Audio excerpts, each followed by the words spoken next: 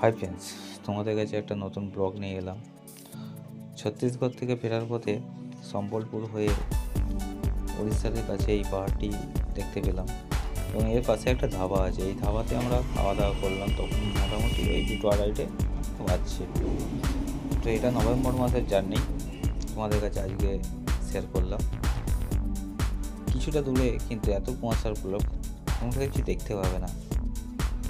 মানে এই ফিলিংটা সম্পূর্ণটা চলে আসবে দার্জিলিং বা কাশ্মীরের একটা ফিলিং।